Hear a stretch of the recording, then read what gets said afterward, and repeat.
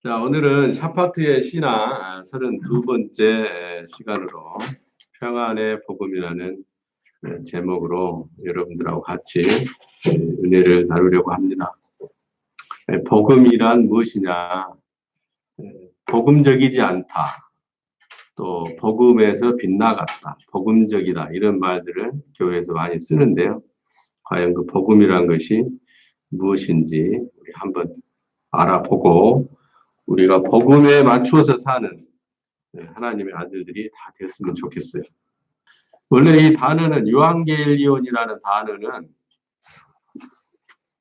왕의 기별이라는 뜻이 있어요. 왕의 기별. 원래 의미가 왕이 전하는 기별이에요. 그래서 왕이 약속한 대로 백성들에게 무엇인가를 베풀어 준다는 소식이에요. 왕이 뭐 전쟁에 나가자, 울력에 나와라, 뭐 이런 게 아니고 그건 힘든 노동의 뭐 전투력을 제공해야 되는 그런 것인데, 원래 유앙겔리온이라는 헬라 말은 왕이 백성들에게 뭔가 좋은 것을 무엇인가를 베풀어 준다는 소식인 거예요. 그래서 좋은 소식인 거예요. 이 유앙겔리온이 있으면 무조건 백성들은 좋은 거예요. 왕으로부터 뭔가를 받으니까, 하사 받으니까. 그래서 사형수를 석방한다거나 이럴 때 왕이 기별을 보냅니다. 그다음에 배고픈 백성들에게 양식을 나눠준다거나 7년 동안 풍년 들었을 때 양식을 애굽에서 다 모아놨다가 흉년 들었을 때 이제 그것을 풀어 먹이는, 그것도 왕의 기별에 해당됩니다. 그래서 이 유앙겔리온이라는 이 복음이라고 번역된 이 원어에는 구체적으로는 왕의 기별을 듣고 그 기별에 따라 행동하는 사람들이 받는 혜택 내지는 보상을 포함하고 있는 거예요. 유앙겔리온이라는 데는 왕이 주인공으로 등장을 하고 왕이 그 뭔가를 주는데 그걸 받는 백성이 등장하는 것이고, 그 내용에 있어서 뭔가 좋은 것을 나눠준다는데 나와서 받지 않으면 자기 것이 될 수가 없는 거죠. 그래서 평소에 왕하고 사이가 안 좋은 사람들, 왕의 라이벌들이나 또 왕을 무시한 사람들, 이런 사람들은 왕이 전하는 이 기별을 들고 온 전령이 그런 얘기를 해도 나오지가 않는단 말이에요. 그래서 그걸 받을 수가 없죠. 혜택을 누릴 수가 없어요. 혜택을 누리지 못하고 받을 수가 없는 것으로 끝나는 것이 아니라 왕은 왕이 전한 그 기별에 반응을 보이지 않는 사람들을 그 행사가 끝나고 나서는 색출해서 벌을 주고 매를 때렸어요. 내가 너한테 이렇게 좋은 것을 준다는데 왜 그걸 거부하느냐 이거죠. 그래서 복음에는 무엇이 들어있냐. 주는 보상과 혜택도 들어있지만 거기에 합당하게 반응하지 않았을 때 가해지는 처벌이 들어있단 말이에요. 처벌이. 그냥 기쁜 소식이 아닌 거예요. 일단은 기쁜 소식이지만은 그 기쁜 소식을 수용하지 않는 사람들에게는 거기에 반대되는 처벌과 징계가, 징벌이 들어있다는 거예요. 이것이 복음이라는 겁니다. 이 단어가 오래전에 유대인의 그 두루마리에는 바사르라는 히브리어로 등장을 하는데 흑암에 갇힌 자에게 빛을 준다, 그런 의미가 있어요. 히브리 말로 바사르라는 단어는 어두움에 갇혀 있는 자에게 빛을 비추어 준다, 이런 의미예요. 그 빛을 따라 나오라는 얘기죠. 빛을 따라 나오라는 얘기예요.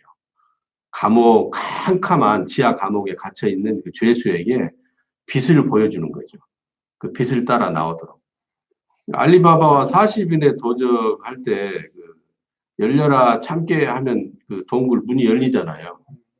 근데 그 동굴이 미로의 동굴이기 때문에 그 금은 보화가 가득한 그 동굴 속에 들어가서 수많은 사람들이 빠져나오지를 못하고 헤매다가 죽어서 그 해골이 된 얘기가 있잖아요. 그래서 그 현명한 이 소녀는 뭘 가지고 들어가죠? 털실을 가지고 들어가잖아요. 양털로 짠 털실을 가지고, 털실 뭉치를 가지고 들어가서 나중에 그 털실 그것을 더듬어서 이렇게 가지고 나오는, 하나님이 흑암의 동굴에 갇힌 죄수에게 비춰주는 그 빛은 마치 그런 겁니다. 그 빛을 따라서 걸어 나오다 보면 자유를 얻게 됩니다. 시편 40장 9절에 보면 내가 많은 무리들이 모인 곳에서 의로운 기쁜 소식을 전하였나이다. 여호와여, 내가 내 입술을 닫지 아니할 줄을 주 여호와께서 아십니다. 이렇게 돼 있어요. 여기 의로운 기쁜 소식이라는 말이 바사르에 해당되는 말입니다. 앞에 의로운이라는 수식어가 붙어 있는데 이 의로운이라는 수식어는 히브리 말로 ጼ데크라는 말이에요. ጼ데크. 여호와 ጼ데크이시다 이렇게 얘기하는데 공정하다, 정의로우시다. 영어로 말하면 righteousness입니다. justice, 은혜롭다 이런 뜻을 가지고 있어요. 그래서 하나님이 공정한 좋은 소식을 전했다 그런 의미죠. 그냥 좋은 소식이 아니죠. 앞에 공정한이 붙어 있어요. 공정한. 하나님을 그냥 공갈빵 나누어주는 하나님으로 믿지 마세요. 하나님은 반드시 조건에 맞추어서 보상하시고 조건에 맞지 않으면 또 그 조건에 맞지 않는 대로 징계하시는 분이에요. 그래서 반드시 쩌다카가 붙은 거예요. 의로우신, 공정하신, 정의로우신, 정해진 대로 하시는 분이라는 얘기죠.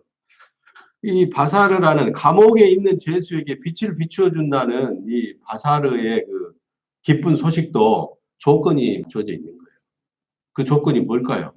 그 빛을 따라 나오라는 거예요. 거부하지 말고 빛을 비추어 주니까 그 빛을 따라서 네가 걸어 나와야 된다는 거예요. 믿으라는 거죠. 신뢰하고 행동에 옮기라는 거예요. 그래서 복음에는 이런 의지적인 선택에 의해서 순종하고 행동하는 것까지가 포함되어 있는 겁니다. 그냥 좋은 게 아니에요. 좋은 게 아닙니다. 그래서 이 복음의 기본적인 의미인 유앙겔리온과 바사르의 의미를 정확히 알아야만 하나님께서 나에게 무엇을 요구하시고 그 요구에 내가 어떻게 응답했을 때 주어지는 포상과 응답하지 못했을 때 징계가 무엇인지를 올바로 알 수 있다고 말씀하고 있는 것입니다. 이 바사르라는 히브리 말은 언제까지 계속되어져 나오냐면 그리스도까지 나와요. 예수 그리스도가 출현하기까지. 예수 그리스도가 백성들 앞에 나와서 천국 복음을 들으라 하고 그 말을 할 때까지 바사르가 진행되는 거예요. 앞으로 때가 되면 하나님께서 다윗의 가문에서 의로운 가지를 하나 일으킬 것이다. 의로운 가지라는 이 가지는 자주색 채소인 가지를 말하는 것도 아니고 보라색 뭐 이런 그 가지를 말하는 것도 아니고 이 가지라고 번역된 이 말은 무슨 의미냐면 히브리 말이 헬라어로 바꿔서 얘기를 하자면 히브리 말로는 이쉬고 헬라어로는 휘오스입니다. 휘오스. 나무 가지를 말하는 게 아니에요. 히브리 말로는 이쉬라는 말은 아들이란 말이에요. 아들, 자녀, 자식이란 말이고 헬라어로 휘오스라는 말도 children, kids 이런 뜻이에요. sons 이런 뜻이에요. 아들, 자식. 그러니까 다윗의 후손 중에 한 아들을 선택을 해서 하나님께서 때가 되면 이제 그 빛을 비추어 주는 자로 사용하신다. 그런 의미가 되는 거죠. 제가 갖고 있는 이사야서 41장 27절 개역 한글판으로 읽어보면 이사야서 41장 27절에 내가 비로소 시온에 이르기를 너희는 보라 그들을 보라 하였노라 내가 기쁜 소식 전할 자를 예루살렘에 주리라 이렇게 해놨어요. 여기 기쁜 소식이 바사르거든요. 바사르를 전할 자가 예루살렘에 등장을 하게 되는데 그게 앞에 얘기한 이사 시편 40장 9절에 보면은 의로운 기쁜 소식을 전하는 자이고 이 사람이 곧 에레미야서 23장 5절 6절에서 보면은 다윗의 집에 한 의로운 아들을 일으킬 것인데 그가 왕이 되어서 지혜롭게 행사하며 세상에 사는 사람들에게 공평과 정의를 행할 것이고 6절에 그때에 유다는 구원을 얻겠고 이스라엘은 평안히 거할 것이며 그 이름은 여호와 우리의 의라 말하리라 이렇게 돼 있어요. 그러니까 히브리어의 바사르는 어떤 의미를 가지고 있냐면 어두운 동굴에 갇힌 죄인에게 빛을 비춰주는데 그 빛을 따라 걸어 나오면 구원을 얻게 된다. 그런데 그 일을 수행할 자가 다윗의 가문에서 태어나는 아들이다. 이걸 얘기하고 있는 거죠. 그가 누굽니까? 예수 그리스도예요. 그래서 예수 그리스도가 요한복음 12장에 보면 너희가 빛이 있는 동안에 빛을 믿어라. 그리하면 너희가 어떤 아들이 되리라? 빛의 아들이 되리라. 그러니까 마태복음 5장 16절에 너희가 빛의 아들이 되면 그 빛을 세상에 드러내서 비추어라 이거예요. 빛은 뭡니까? 빛은 하나님이 우리에게 주신 생명인 성령을 말하는 거죠. 성령으로 인하여 드러나는 인격, 사람을 섬기고 원수도 사랑하며 가난한 자를 돕고자 하는 그 선한 마음, 그것이 빛인 거예요. 그 빛이 하나님이 주신 생명인 성령에서 우러나오는 선한 인격인 것이죠. 예루살렘은 다윗 왕국의 수도입니다. 그 예루살렘에 등장하는 거예요. 그 의로운 자손이, 의로운 아들이, 빛을 비춰줄 아들이. 그래서 예루살렘에 속한 작은 동네인 베들레헴에서 예수가 태어나는 거예요. 원래 예수의 어머니인 마리아의 남편과 그 마리아의 고향은 어디예요? 유다 지파이기 때문에 예루살렘에 살아야 되지만 너무 집안이 미천해가지고 속주 갈릴리에 살았어요. 갈릴리 나사렛이란 동네에 살았어요. 원래는 유다 지파는 예루살렘에 모여서 살아야 되는 거예요. 다윗의 성읍이 거기니까. 그런데 가난해서 목수로서 일을 하면서 한참이나 떨어진, 그때 당시 1세기 무렵의 그 유대인들 사회에서 갈릴리 사람이다 하면은 촌놈이에요. 저같이 전라도 촌놈. 우리 모두 촌 사람들이잖아요. 경상도 촌놈. 또 경상도 촌놈. 진짜. 네. 근데 저는 진짜 촌 중에서도 깡촌이거든요. 오직해야 처음에는 울곡자를 썼어요. 이조 시대 때는 곡성이 울곡자의 재성자예요. 먹을 것이 없어서 맨날 울고 다니는 사람들만 사는 동네라고 그러니까. 근데 그 지명이 너무 마음에 안 든다. 그래가지고 이제 개칭을 한 것이 골짜기 곡자예요. 골짜기 태생이. 예수님도 사실은 그 예수님의 어머니 마리아의 고향이 유다 지파지만 다윗 임금의 후손이지만 왕족이지만은 사는 데가 갈릴리였어요. 그래서 뭐라고 얘기를 하냐면 그 제사장들에게 고용된 깡패들한테 예수가 잡혀가잖아요. 잡혀가니까 이제 제자 중에 두 사람이 따라가죠. 가난한 베드로가 따라가고 부잣집 아들 요한이 따라가요. 여러분 그것도 참 재밌는 거예요. 가난한 자나 부자나 다 예수를 따라가는 거예요. 예수가 어떻게 되는지 지켜보고자 따라간 거죠. 그때 그 대제사장 가야바의 집에 뜰에서 새벽에 추워가지고 모닥불을 쬐고 있는데 그 제사장의 계집종이 와가지고 베드로한테 가슴이 철렁한 질문 한 가지를 하죠. 너도 갈릴리 사람 아니냐? 그 말이 무슨 말이에요? 지금 갈릴리 사람 예수를 잡아다가 지금 신문을 하고 있는데 너도 말투를 들어보니 너 곡성 촌놈 아니냐? 왜 베드로가 뜨끔하죠? 아니다. 나 모르는 사람이다. 진짜 몰라야? 3번 부인하잖아요. 새벽닭이 울고 나서야 이제 내가 비겁한 놈이었구나. 난 어쩔 수가 없어. 탄식을 하는 거죠. 요셉은 유다 지파였지만은 가난했기 때문에 그 깡촌에 살았어요. 밀려난 거죠. 밀려나 살았어요.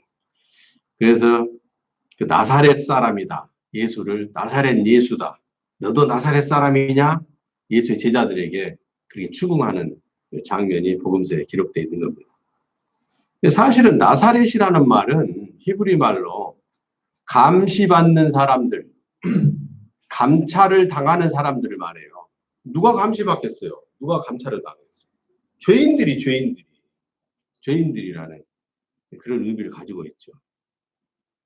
그래서 이사야서 52장 7절에 보면 좋은 소식을 가져오며 평화를 공포하며 복된 소식을 가져오며 구원을 공포하며 시온을 향하여 이르기를 내 하나님이 통치하신다고 외치는 자의 그 산을 넘는 그 발이 얼마나 아름다우냐 이렇게 기록되어 있습니다. 이사야서 52장 7절에. 이게 바사르 유앙겔리온의 의미를 이사야서 50장 7절에 보면은 정확히 알 수가 있어요. 좋은 소식인데, 복된 좋은 소식인데 구원을 공포하는 소식이다. 구원. 죄인이 구원받는 얘기다. 그러면 어떻게 되냐? 너의 하나님이 통치를 하시게 된다는 말이죠. 죄가 통치하는 옛사람 죄인이 아니라 하나님의 의로우심이 너를 통치하게 될 것이다. 그것이 바사르라는 거예요. 그것이 유앙겔리온이라는 것이고 교회에서 말하는 복음이라는 거예요. 이걸 깊이 잘 알고 있어야 됩니다. 그냥 좋은 게 아니에요. 복음 안에는 뭐가 들어있냐면 빛을 비추어주고 그 빛을 따라 나오는 자가 하나님의 구원을 받고 그 죄와 사망에서 해방되는 것을 말하며 그것은 또 다른 면으로 뭐라고 얘기할 수 있냐면 하나님이 통치하신다는 걸 말합니다. 하나님이. 죄가 시키는 대로 하면서 사는 것이 아니라 사실은 자기 마음이 아니에요. 죄인은. 죄의 마음대로 사는 거예요. 죄의 종이기 때문에. 그래서 하나님이 통치하신다 하는 개념을 복음 안에서 유앙겔리온 안에서 바사르 안에서 발견할 수가 있는 것입니다. 나홈서 1장 15절에도 이렇게 되어 있어요. 아름다운 소식을 전하고 화평을 전하는 자의 발이 산 위에 있도다. 며칠 사이에 좀 얼굴이 타셨네. 동남아 갔다 오신 기념으로 갔다 오시느라고 열심히 오시느라고 애쓰셨네. 유다야, 네가 절기를 지키고 네 약속한 것을 갚을지어다. 악인이 진멸되었으니 그가 다시는 너의 안에서 통행하지 아니하리로다. 여러분 이게 복음이에요. 나홈서 1장 15절을 쉽게 설명하자면 그거거든요. 이제 복음으로 인하여 복음을 받아서 복음에 반응을 하면 어떤 일이 벌어지냐면 네 안에서 너를 짓밟고 다스리던 그 악인이 너를 다스리지 못한다는 거예요. 사람 안에 있는 그 악인이 이중인격으로 행하게 만드는 죄들을 말하는 것이거든요. 하나님께서 사람들에게 전하는 소식 바사르의 내용은 첫 번째가 죄인이 구원받는다는 것이고 두 번째는 하나님께서 통치하신다는 거예요. 그러므로 말미암아 너를 짓밟고 너를 끌고 다니던 그 죄, 세상 임금이라는 그 죄에게 끌려다니지 않는다는 그걸 얘기하고 있는 겁니다. 하나님의 통치가 이루어진다. 바사르, 유앙겔리온이라는 그 복음에는 하나님의 통치가 이루어진다. 따라잡시다. 하나님께서 마음대로 하시도록 나를 내어준다. 그게 복음의 결론. 그런데 오늘날 전 세계 거의 모든 교회가 제가 다 조사를 안 해봐서 거의 모든 교회라고 얘기합니다. 대한민국에 있는 거의 모든 교회가 한국의 거의 모든 목사들이 복음의 이 본래의 의미를 정확하게 전하고 가르치고 교육하고 훈련시키지 않습니다. 행동하지 않는 거예요. 모르기도 하거니와 알면서도 하지 않으려고 하는 거죠. 그러니까 복음이 완전히 이루어졌다고 말할 수가 없는 거예요. 복음의 내용이 왜곡되었거나 이 복음이 완전히 성취되지 못한 상태로 교회가 병들어가고 있고 목사들이 병들어 있으며 교인들이 성도들이 장로님이 권사님이 안수집사가 서리집사가 병들어 있는 거예요. 그래서 세계 교회가 욕을 얻어먹고 있는 것이고 특히 요즘에 들어서 한국 교회가 개독교 소리를 듣는 거예요. 복음이 빗나가 버렸거나 복음을 제대로 모르거나 복음을 알면서도 복음대로 행하지 않기 때문에 그런 것입니다. 하나님으로부터 오는 아름다운 소식은 첫 번째가 뭐냐면 캄캄한 동굴에서 벗어나는 것이기 때문에 광명한 가운데 있는 빛의 아버지이신 하나님과 화평하고 소통하고 하나 되는 거예요. 이 요한복음 17장에 대제사장이신 예수 그리스도가 마지막에 유언의 기도를 하나님한테 올리는 장면들이 자세하게 표현되어 나오는데 아버지가 나하고 하나 된 것과 같이 저들도 예수님의 12제자를 포함하여 오늘날 저와 여러분 모두까지 저들도 아버지와 하나가 되게 하옵소서. 그것이 예수님의 소원의 기도예요. 하나님과 하나 된다는 거. 하나님과 소통한다는 거. 하나님과 마음이 맞아 떨어진다는 거. 우리 소망의 항구는 올 4월 들어서 새로운 동지들을 이렇게 만나고 규합하고 그런 지금 좋은 계절을 보내고 있습니다. 사실은 송내에 있는 지하 그 예배당에 말씀을 전하고 가르치러 내가 올라올 때만 해도 인간적으로는 굉장히 기대에 부풀어서 올라왔어요. 그래서 많은 사람들이 모여들 것이다. 많은 사람들이 모여서 교회를 그럴싸하게 시작할 수 있게 하실 것이다. 그런 기대가 있었어요. 그런데 그래서 우리 지금 모인 여러분들이 하나님의 마하나입니다. 마하의 엘로입니다. 이런 비전으로 저는 여러분들을 쳐다보는 거예요. 바라보는 거예요. 마태복음 4장에 보면 예수님이 죄를 알아보러 광야로 가십니다. 그래서 하나님 아버지의 말씀으로 죄를 다 물리치고 이기고 죄 이까지 것, 이 악한 사악한 것들은 아무것도 아니구나 그걸 확인하고 돌아오셔서 이제 천국 복음을 마태복음 4장 24절에 전하셔요. 그러니까 복음에는 뭐가 포함되어 있냐면 죄를 이기는 것까지 포함되어 있는 거예요. 죄를 밟아버리는 것까지 포함되어 있는 거예요. 그 혜택을 받아 누리는 것뿐만 아니라 하나님의 그 자녀의 권세로서 죄를 밟아 완전히 박살내버리는 것까지 포함되어 있는 거예요. 그래서 마태복음 4장 23절에 예수님이 죄가 어떻게 사악하며 어떻게 괴계를 부리고 그것들을 어떤 수단으로 짓밟아 괴멸시키는가를 임상 체험하시고 예루살렘에 가서 복음을 전하신 게 아니에요. 자기 어머니의 고향이자 자기가 어린 시절을 보냈던 갈릴리 나사렛에 가서 복음을 전했어요. 갈릴리 촌동네에 가서 전했단 말이에요. 죄인들의 동네에 가서. 마태복음 4장 23절에 보면 온 갈릴리로 두루 다니시면서 저희 회당에서 천국 복음을 가르치시면 굉장히 의미가 있죠. 길거리에서 가르친 게 아니에요. 슈퍼마켓 아닙니다. 시나고게라고 하는 회당에서 유대인들의 집회소에 가서 전한 거예요. 기성 종교인 유대교의 그 집회 장소에 가서 자 내일 좀 들어가라. 그거 이제 쓸데없는 짓 하지 마라. 천국 복음을 전하러 왔다. 하늘 왕국에서 다스리시는 만왕의 왕이시고 만주의 주가 되시는 여호와 하나님께서 유앙겔리온을 주었다. 바사르를 주었다. 그러니 내 얘기 좀 들어봐라. 이렇게 복음을 전하시면서 이스라엘 백성들 중에 모든 병든 자와 약한 것을 가진 자들을, 여기 약한 것이라는 말은 시크니스라는 의미가 아니에요.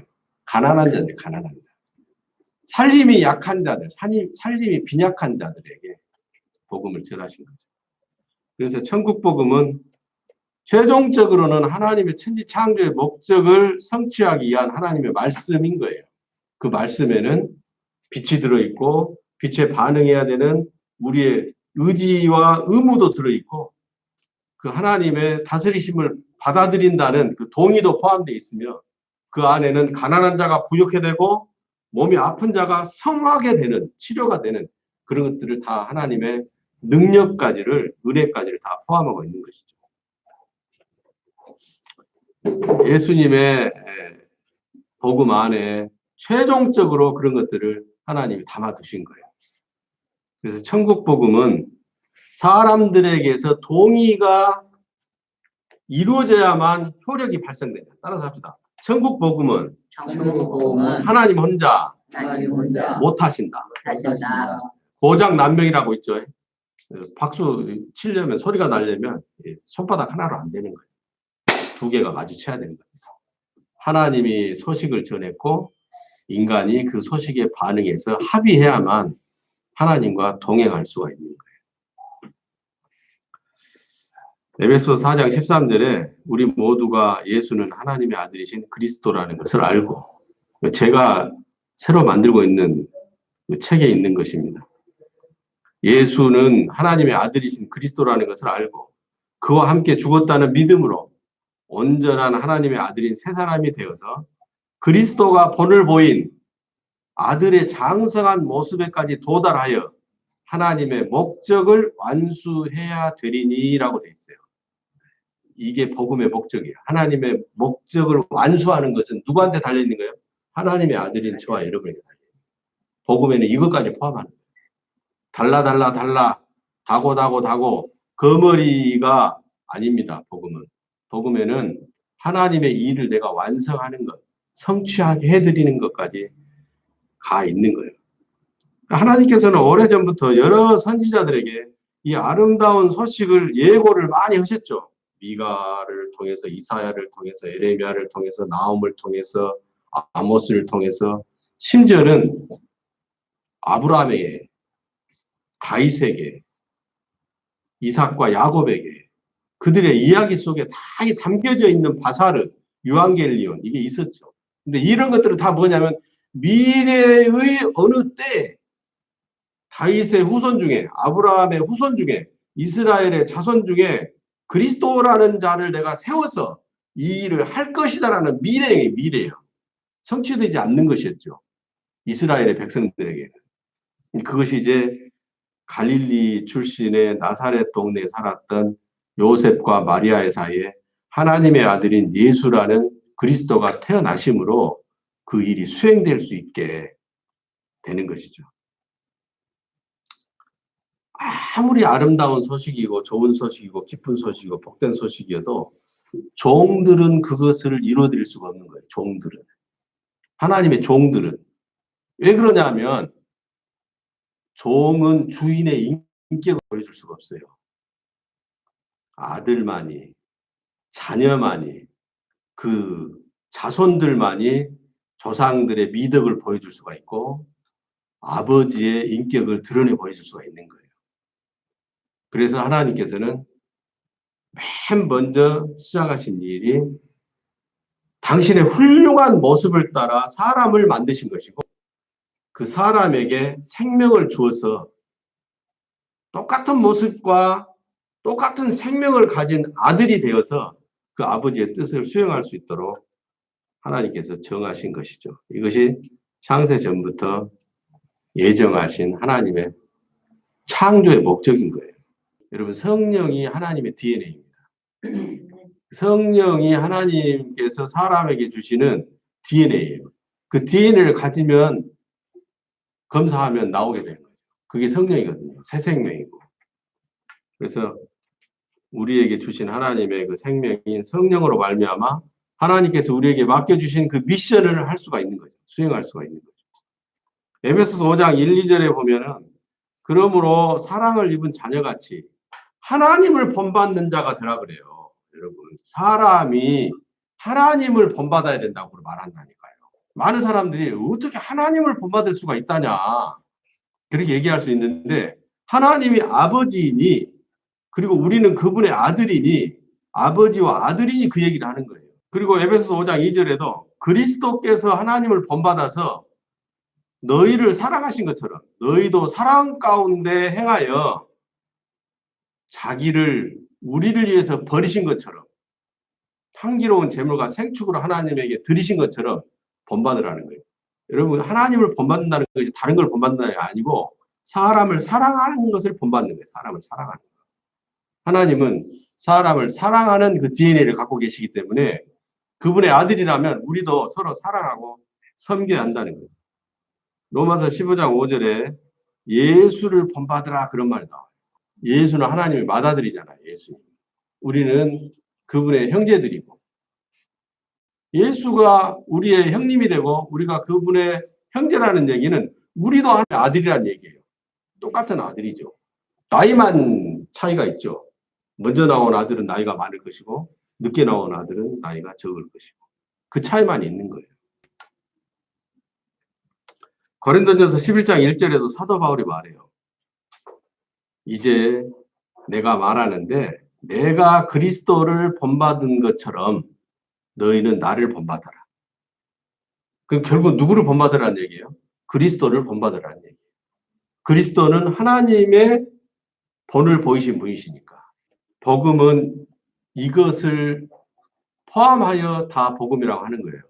본받아서 행동하는 것. 사람을 사랑하는데 그리스도처럼 사랑하는 것. 하나님처럼 사랑하는 것. 그래서 마태복음 5장 16절에 이사야서 43장 7절과 21절에 에베소서 1장 4절부터 6절까지 하나님을 칭송받게 하는 삶을 살아라. 교회 다니면 칭찬을 받아야 돼, 사람들에게.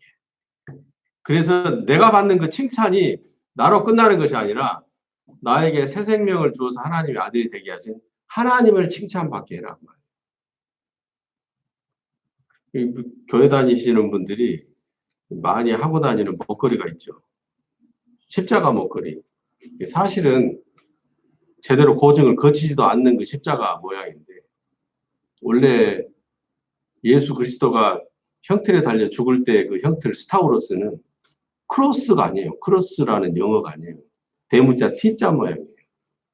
근데 어떻게 됐건 현대 인류는 교차된 십자가 모양을 예수 그리스도를 상징하고 교회 다니는 성도인 것을 상징하니까 그 십자가 목걸이 걸고 다니시는 분들은 각별히 유념해서 욕 먹지 않는 행동 조심해야 됩니다.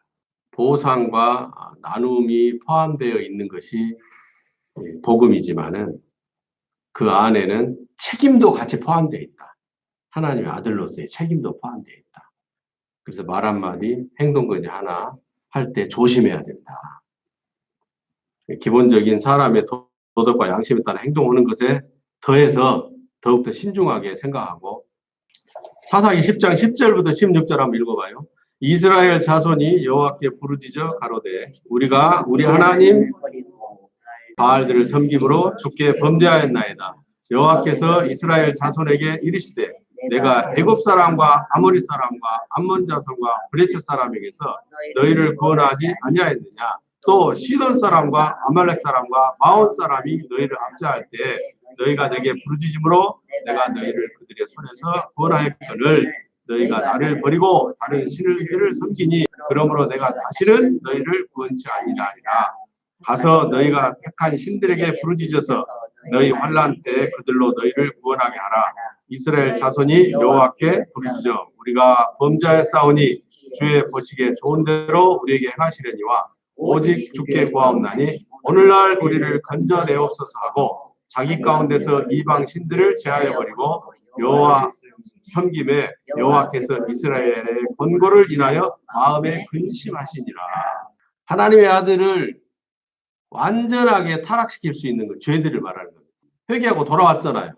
자기 가운데서 이방 신들을 제하여 버리고 여호와를 섬김에 여호와께서 이스라엘의 권고를 인하여 마음에 근심하시니라 이렇게 번역되어 있어요. 하나님께서 복음 안에 있는 의무를 책무를 다하지 못할 때 꾸짖으시고 나무라시는데 벌을 주시는데 그것으로 말미암아 하나님께 다시 돌아오면 이방신을 제했다는 얘기는 자기 생각과 자기 방법을 쫓지 않고 하나님께 순종하여 하나님의 뜻대로 살기로 결단하고 돌아왔다는 얘기예요. 돌아오니까 하나님께서 징계당해서 힘들고 어려워하는 자기 자녀들을 보고 마음에 근심하시네요. 근심. 꽁 해가지고 있던 마음을 풀다 그런 뜻이에요. 그러니까 아버지가 볼 때 마음에 안 드는 짓을 하고 시킨 짓을 제대로 하지 않아서 근심을 하게 만들고 고통 중에 있으니까 하나님 마음이 토라진 거예요. 하나님이. 하나님 창조주께서 토라졌다는 좀 표현이 좀 그렇지만 죄송하지만 어쨌든 마음이 굳어져 갖고 있었는데 괘씸하게 생각하고 있었는데 그 괘씸한 마음을 풀었다 이 말이에요. 회개하고 돌이키니까. 마음에 근심하신다라는 이 말은 짠한 마음으로 그 마음에 맺힌 노여움을 푸셨다는 얘기예요. 노여움을 푸셨다. 여러분 천국 복음에는 이것도 포함되어 있는 거예요. 하나님에게 뭔가 잘못해서 벌받고 꾸지람하고 나무래시고 괴롭게 하시는 것은 깨달으라는 의미예요. 깨달으라는. 벌을 주는 의미가 뭐예요? 잘못을 뉘우치라는 거 아니에요. 그리고 그것을 마음에 새겨서 다시는 그런 짓을 다시 하지 마라. 그런 의미가 있는 거예요. 깨달으면 마음이 풀어진다 그래요. 내가 깨달으면 하나님 마음이 풀어지는 거예요. 하나님 마음이 풀어지면 나의 어려움과 괴로움과 고통을 보고 가만히 계시지 않겠다는 의미거든요. 이제 다시 품어주시는 것이고, 다시 다독거려 주시는 것이고, 다시 일으켜 세우시는 것으로 복음 안에 들어있다는 거예요. 천국 복음에는, 유앙겔리온에는, 바살에는 보상과 보응의 내용이지만은 그 안에는 넘어졌어도, 설사 실수하고 잘못해서 자빠졌더라도, 벌을 받고 있는 중에라도 뉘우치면, 회개하면, 하나님께로 돌아오면 다시 일으켜 세워주는 하나님의 그 마음을 돌이키시는 은혜도 복음 안에 들어있다. 할렐루야. 네. 여러분, 우리가 잘 알다시피 누가복음 15장에는 큰아들과 작은아들 얘기가 나오죠. 돌이키고 돌아오니까 그 아버지가 목욕을 시키고 반지를 끼워주고 새 옷을 입히고 양을 잡고 소를 잡아서 동네 잔치를 베풀었어요. 복음 안에는 이것도 들어있는 겁니다. 이것도. 돌이키고 돌아오는 탕자 작은 아들도 하나님은 기꺼이 품어주시고, 이 경험을 바탕으로, 넘어진 경험을 바탕으로 넘어진 자를 일으켜 세울 수 있는 일을 할 수 있는 그런 가능성이 있는 그 아들이기 때문에 일어선 자의, 그 돌이킨 자의 그 아들의 미래를 보시고 반지를 끼워주신 거예요. 미래를 보시고. 이 반지는 왕의 인장 반지입니다. 왕의 인장 반지. 아들이기 때문에 베푸시는 그 은혜도 복음 안에는 들어있는 거예요. 똑같은 시각에서 예수님도 요한복음 8장 11절에 현장에서 가늠하다 잡혀온 그 여인을 나무라고 꾸짖는 것이 아니라 격려해 줬어요. 나도 너를 정죄하지 아니하노니 가서 다시는 죄를 짓지 마라. 요한복음 5장에는 베데스다 못가에 돗자리 깔고 누워있는 냄새나는 38년 된 중풍병자가 있어요. 여러분, 중풍병은 움직일 수 없는 병이잖아요. 요양보호사가 가서 케어를 해줘야 돼. 머리 감아줘야 되고 양치질 해줘야 되고. 그런데 38년을 병이 들어가지고 중풍이 걸려서 돗자리 깔고 누워있는데 그때 당시에 무슨 요양보호사가 있었겠어요. 건강보험 그 수가도 없을 때 아니에요. 그러니 얼마나 냄새나고 더럽겠어. 사람들이 다 피해갔을 겁니다. 그런데 하나님의 맏아들 예수 그리스도는 그 사람에게 다가가서 너 도대체 왜 여기서 이러고 있느냐? 대답하기를, 저 못이 움직이면 그 온천물이니까 물이 끓어오르는 거예요. 온천물이니까. 물이 동하면 이렇게 우리 한글 성경에는 번역돼 있으니까 이게 무슨 내용인가 할지 모르지만은 물이 가만히 있던 물이 부르르 끓어오르는 것은 온천이라는 얘기 아니에요. 생수가 솟아나듯이. 그리고 온천욕을 하면 중풍이 낫는다는 얘기를 듣고 그 온천에 들어가고자 하나 누가 집어넣어 주지를 않더라 이 말이에요. 건강한 자기들이 다 찾으라고 있지. 온천욕을 하면 좀 나을 것 같아서 38년 된 병자가 좀 기회를 보고 있는데 온천물이 부르르 끓어오르고 온천 온도가 올라가면 좀 들어가서 뜨뜻하니 해서 혈액순환이 되면 이 중풍병이 좀 낫겠거니 하는 그 기대가 있는데 어느 정도 안 집어넣어 준 거예요. 예수님이 하나님의 능력을 탄원해서 일어나라, 내 돗자리를 들고 걸어가라. 나중에 그 중풍병자를 예루살렘 성에서 만나서 부탁하는 말이 가서 다시는 죄를 짓지 마라. 더 심한 것이 생기지 않도록 가서 다시는 죄를 짓지 마라. 그 중풍병자 이야기는 거기까지 나아가야 이해가 되는 거예요. 병에 걸렸다, 벌 받은 것이다. 회개하고 돌이켜서 병을 고쳤다. 다시는 그 잘못을 반복하지 마라. 그 말. 사사기 11장, 12장에는 이제 그 노여움을 푸신 아버지가 광야에 풀도 나지 않는 곳에서 사는 길르앗 사람 입다라는 사람을 선택을 해가지고 이스라엘에 평강을 주고 이스라엘의 대적들을 물리치는 이야기가 사사기에서 11장, 12장에 나옵니다. 여러분, 이것이 복음입니다. 자빠져 있는 자 방치하지 않으시고 깨닫고 돌이키고 회개하면 하나님이 손잡아 일으켜 세우시고 다시는 더 심한 것이 나지 않도록 보존하시고 은혜를 베푸시는 그것이 복음인 거예요. 이 복음의 내용을, 전반적인 내용을 빠뜨리지 마시고 잘 개념 정리를 하셔서 하나님의 목적을 성취해드리는 귀하고 복된 아들들이 다 되시기를 축원합니다.